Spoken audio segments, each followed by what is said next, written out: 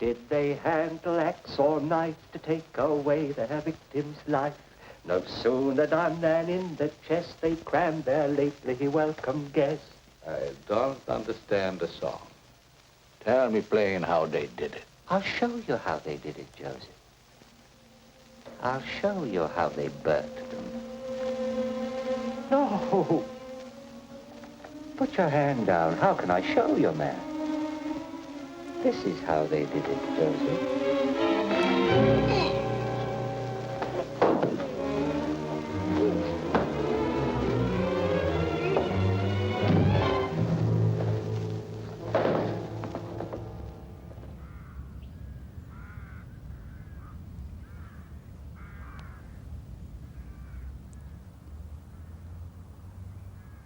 Greyfriars Churchyard, in the heart of old Edinburgh. The last word in respectable death, where the solid and prosperous citizens of the town lie in their ornate and imposing tombs.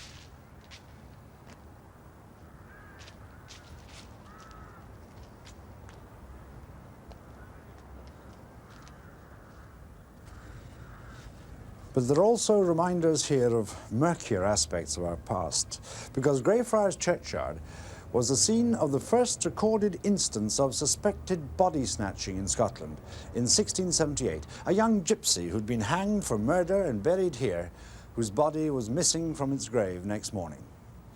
It was the start of an extraordinary epidemic of grave robbing in Scotland that would last for some 150 years and culminate in one of the most sensational criminal trials in Scotland's legal history, involving the two men whom legend has cast as the archetypal body snatchers, Burke and Hare. To counter the grave robbers, families started enclosing their burial plots in veritable little fortresses of stone and iron. And throughout the 18th century, a new style of funerary furniture blossomed in Scotland's churchyards, protective iron cages over the graves known as mort safes. These mort safes, or death safes, developed into a minor art form in Scotland. There aren't very many of them left, but one of the finest surviving examples can be found here in the Old Calton Burial Ground in Edinburgh. But what was the real reason behind it all? Why was it ever necessary to go to all this trouble and expense? What made grave robbing such a temptingly profitable business in Scotland for 150 years?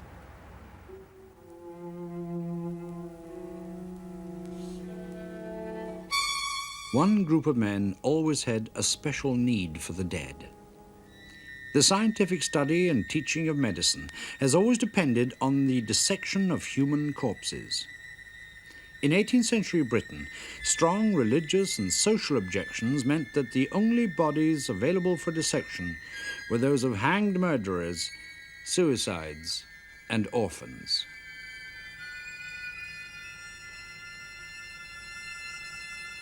For doctors, this was intolerable. This was a period of pioneering advances in surgery and anatomy. More sophisticated techniques were making possible the preservation of specimens. And doctors were beginning to try to understand the causes of disease and deformity.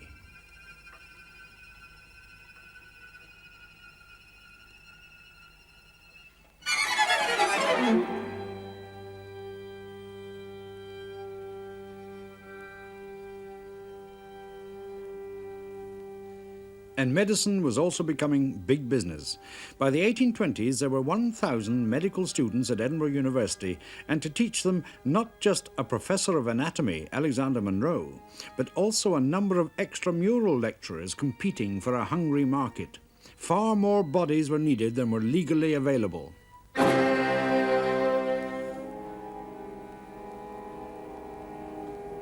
So fresh graves were systematically robbed, not just by medicos, but by professionals, or resurrectionists as they were called. Some doctors may have had scruples. I don't think that I can go on, sir. What the devil do you mean? You've got your lodgings in a certain stipend. I thought I'd arranged everything for you. I saw the woman whose son's body was delivered last night. That man took the body from Greyfriars. I knew the woman. I knew the little dog on the grave. He killed the dog. And that's why you won't be a doctor.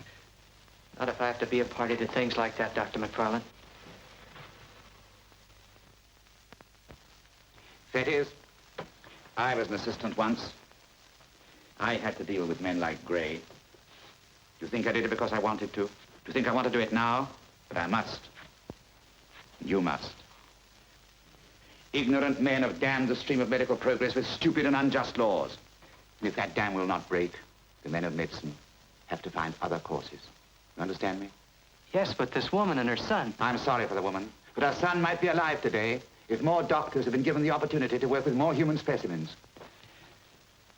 As for me, I let no man stop me when I know I'm right. When I know I need those lifeless subjects for my students' enlightenment and my own knowledge. And if you're a real man, want to be a good doctor, you'll see it as I see it.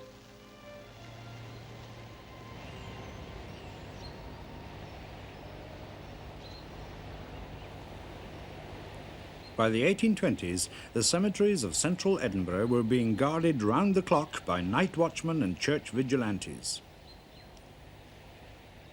The resurrectionists had to spread their activities further afield to remote country kirkyards.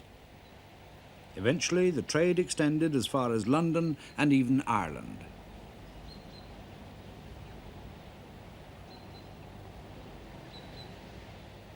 In 1826, a new lecturer set up shop in Surgeon Square in Edinburgh. Dr. Knox, FRSE, will commence his annual course of lectures on the anatomy and physiology of the human body on Tuesday, the 4th November at 11 a.m. Dr. Robert Knox, whose name would forever after be linked with those of Burke and Hare, was then 35 and had worked as a military surgeon at Waterloo and in South Africa before finding his true vocation as a lecturer in anatomy and curator of the Museum of the Royal College of Surgeons of Edinburgh. He was a very brilliant lecturer. He was a great collector of comparative anatomy material. But whether he ever did made any great innovation in the knowledge of anatomy is a little more doubtful. His hall was regarded as the Mecca to which people came from all over the United Kingdom. He ran 2 classes each day. He had to duplicate his lectures because of his success. Knox's great popularity as a teacher was perhaps only in part due to his undoubted skill and his oratorical gifts. It was also largely due to the fact that he always did have a considerable supply of fresh dissection material, substantially more than that of his competitors. And it was this, as much as anything, I think, which filled his lecture theatre to capacity twice daily. Arrangements have been made to secure, as usual, an ample supply of anatomical subjects. And so we come to Dr. Knox's most famous suppliers. This magnificent aqueduct, some 25 miles from Edinburgh, carries the Edinburgh and Glasgow Union Canal across the River Avon. Like so many of our railways and canals, the Union Canal was built with the sweat of the brow of many an Irish navvy, including that of a certain William Burke. Now, he worked somewhere along this stretch for a year or two around 1820. He himself was in his late 20s by then. He'd been born in County Tyrone in Ireland. He'd served in the army, and then after a dispute with his father-in-law, he emigrated to Scotland, abandoning his wife and family in Ireland. And while he was here, in a village just down the road, he met and took up with a rather disreputable Scots lady called Helen MacDougall. They moved around the country for a few years, and then in 1827, they went to Edinburgh.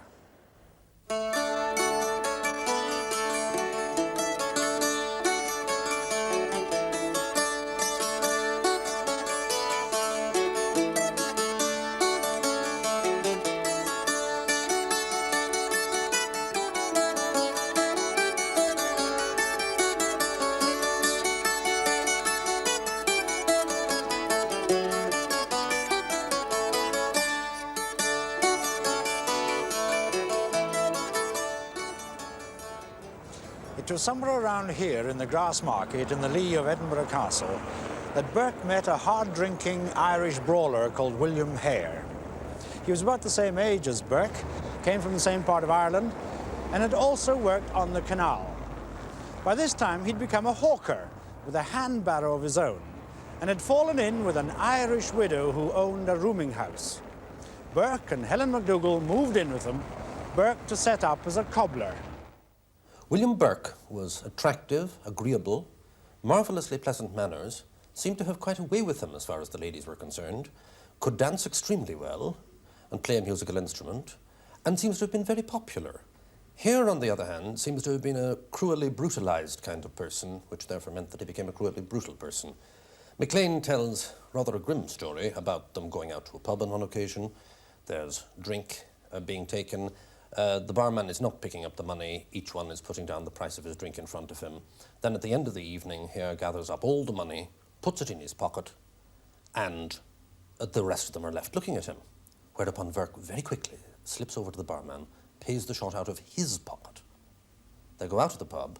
Maclean, not apparently a very tactful man, turns to Hare and says, "That was a pretty mean thing you did, leaving poor old Will Burke to pay the shot." And Hare knocks him down and kicks him in the face.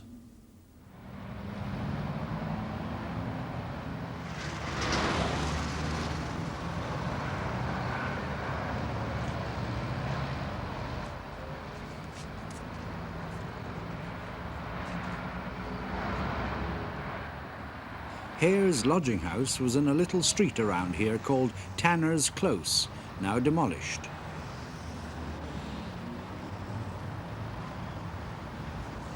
On the 29th of November, 1827, an old soldier who'd been staying in Hare's lodging house died. He owed Hare money for rent, and Hare decided to get his debt back by selling him to the doctors. And it can't have been the first time that a lonely old wastrel fetched a bob or two in this way. Burke was enrolled to help. They got the body out of its coffin and substituted a sack of tanner's bark for it.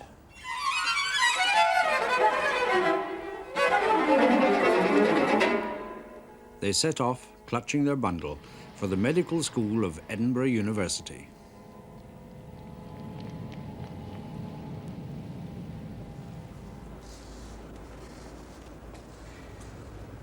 They paused here at the entrance to the university's old college to ask a student the way to Professor Monroe's rooms.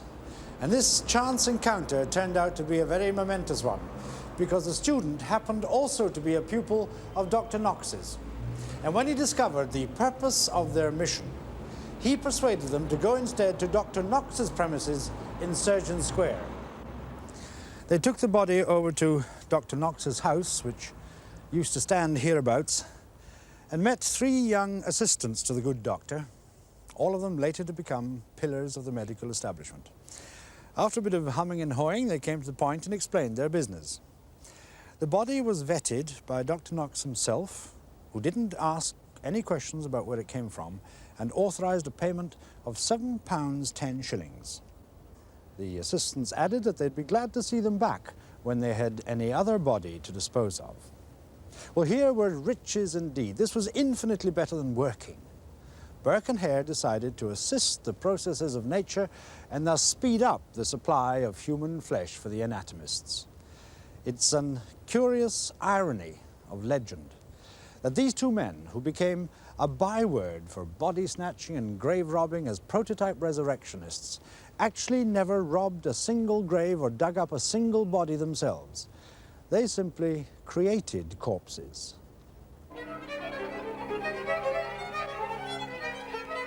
They began to prowl the wynds and closes of the old town looking for suitable prey.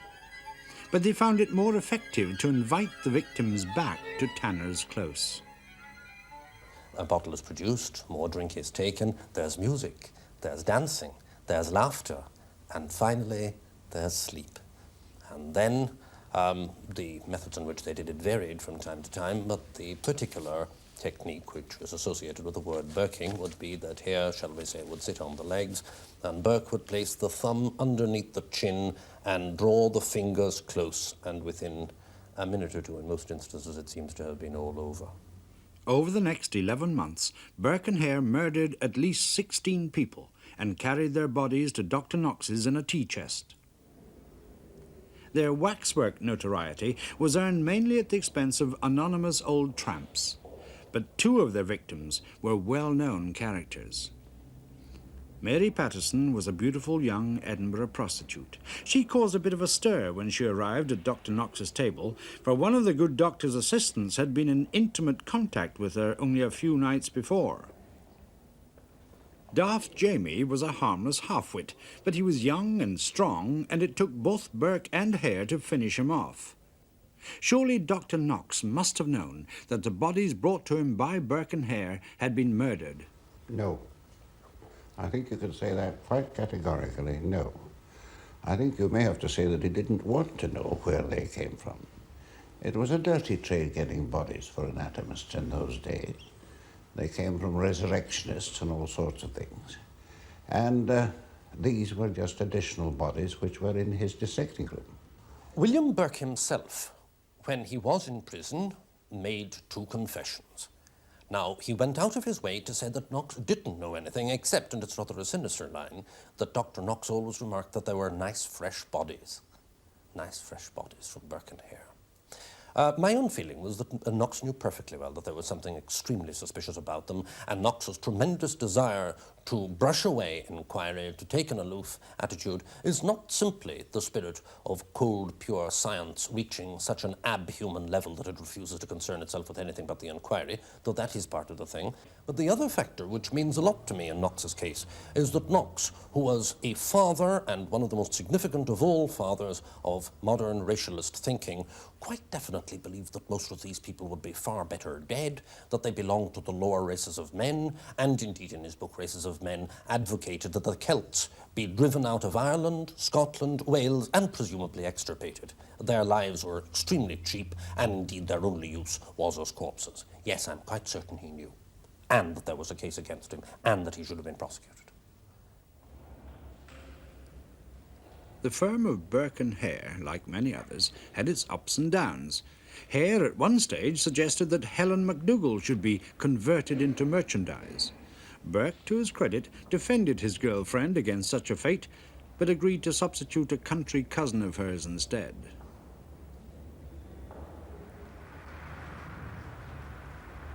By this time, Burke and Helen MacDougall could afford premises of their own. That house has gone too, but it was somewhere around here, and that was where the final act of the drama began.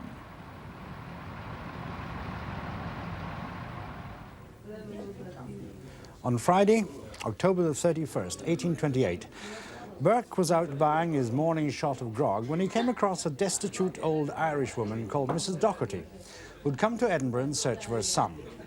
She was delighted to be told that Burke's mother was a Docherty too, and she gladly accepted an invitation to a party that evening, which was Halloween.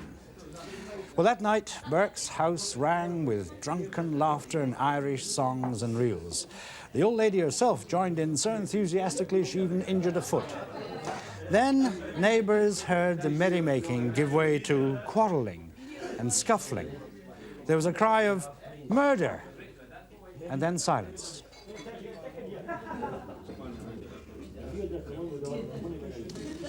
Next morning, there was no sign of the old woman. When the neighbours asked about her, they were told that she'd got so drunk that she'd had to be put out of the house. But Burke's behaviour was so peculiar, he seemed to be trying to fumigate the room with a bottle of whiskey, that they grew suspicious, and later they returned to the room to take a look. And there, lying under a pile of straw in the corner, they found the naked body of Mrs. Docherty with blood around the mouth and the ears. The next day, the police, acting on information received, called at Dr. Knox's in Surgeon Square. In an unopened tea chest in the house, they found the body of Mrs. Docherty. Now, we happen to know that Burke and Hare had murdered at least 16 people by this time, but that's mainly through their later confessions. At this stage, they simply denied everything except having sold a body to the doctors, which wasn't a crime in itself. And even though the woman seemed quite clearly to have died a violent death through suffocation, there was only circumstantial evidence as to who had murdered her, and that might not have been enough to convict. And so the Lord Advocate, determined to secure at least one conviction, decided that he had no alternative but to offer a deal to Hare: complete immunity from prosecution in exchange for turning King's evidence. I think he wanted to make certain he would rather have one rascal convicted than two get away on a verdict not proven, which was a distinct possibility, because the medical evidence with regard to quite a number of the bodies was by no means conclusive of violent death. Whereas, you see, if the jury believed the evidence of Hare, he gave a highly circumstantial account of how at least one of the victims was murdered, and the method by which that murder was effected. Hare probably turned King's evidence because he saw an opportunity of getting out of the thing. On the other hand, it seems odd that an intelligent person wouldn't have seen that they were pressuring him for King's evidence because they didn't have a really good case, which meant, therefore, that Hare would be found not guilty and Burke would be found not guilty. And it did lead to one thing. If Hare had refused to turn King's evidence, then they would have had to make a far closer investigation of the arrival of the bodies at Dr. Knox's, and Knox would have been brought far more deeply into the thing. Hare's decision may very well have saved Knox's bacon. The trial, which took place here in Parliament House on Christmas Eve 1828, was a pure piece of drama. The élite of the Scottish Bar turned out for both the prosecution and the defence. Now, in those days when they had this sort of trial, they didn't muck about. The proceedings began at 10 o'clock in the morning. They went on all through the day and all through the night until next morning, Christmas Day, which wasn't a public holiday in Scotland in those days. Burke came to court charged with 3 separate murders: Mary Patterson, Daft Jamie and Mrs. Docherty. But after much legal argument, the judges ruled that he had to be tried on each charge separately for fear of prejudice. Now, in the case of the third charge, the charge of murder of Mrs. Docherty, there was at least a body. And so the Lord Advocate decided to proceed with that charge against both Burke and Helen MacDougall. It also happened to be the one case in which Dr. Knox and his assistants had neither seen nor examined the body they were buying. The climax of the trial came when Hare, having calmly described the murder of Mrs. Docherty, was cross-examined by counsel for Helen MacDougall, the celebrated Henry Coburn. Now, sir, when Burke was on top of this person, destroying her, where were you? I was sitting on the chair in the same room. How long was he dealing with her? I couldn't say how long. How long? About 10 minutes. And did you sit in the chair? Yes. And did you sit 10 minutes in that chair without stirring one hand to help her? Yes. But all attempts by defence counsel to probe into the other activities of Burke and Hare were stifled by the blanket immunity given to Hare. Had you received money at various times from Dr. Knox? I never did. Had you received any money from gentlemen representing themselves as Dr. Knox's assistants?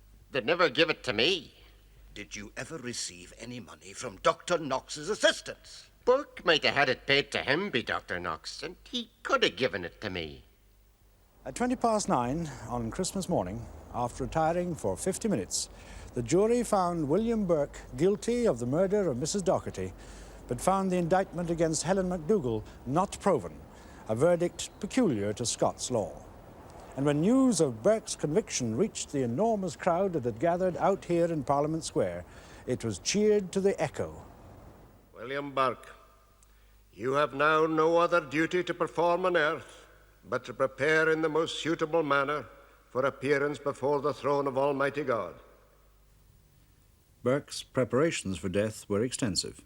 He saw priests of several denominations and made 2 confessions that found their way into the newspapers.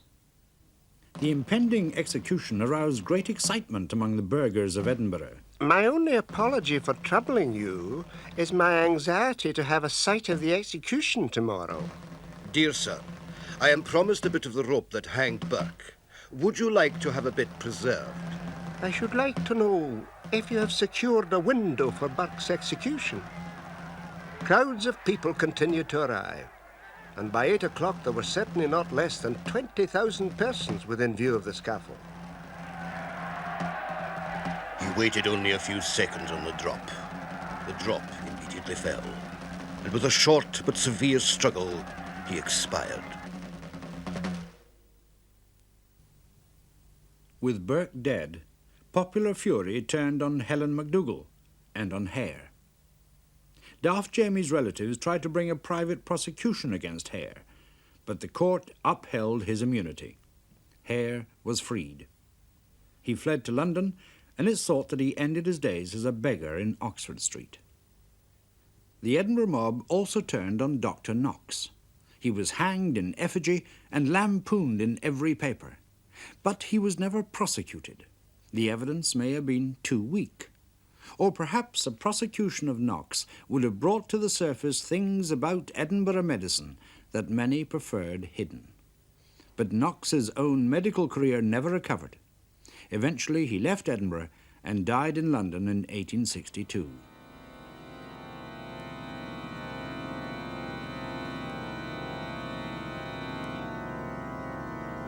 Paradoxically, William Burke himself has been given a kind of immortality by the medical profession. As a convicted murderer, he was publicly dissected by Dr. Knox's arch-rival, Professor Monroe, and put on permanent display as directed by the court. William Burke, I trust that if it is ever customary to preserve skeletons, yours will be preserved, in order that posterity may keep in remembrance your atrocious crimes.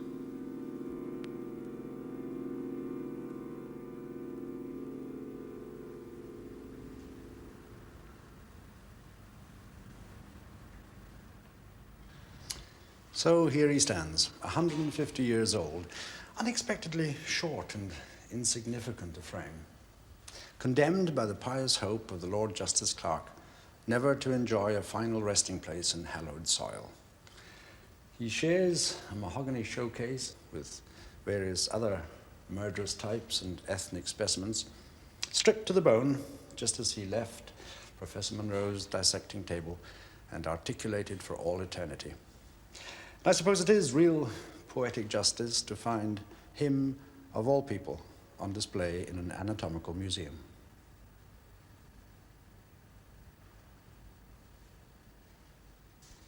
But long after both Burke and Hare were dead, the legend lived on.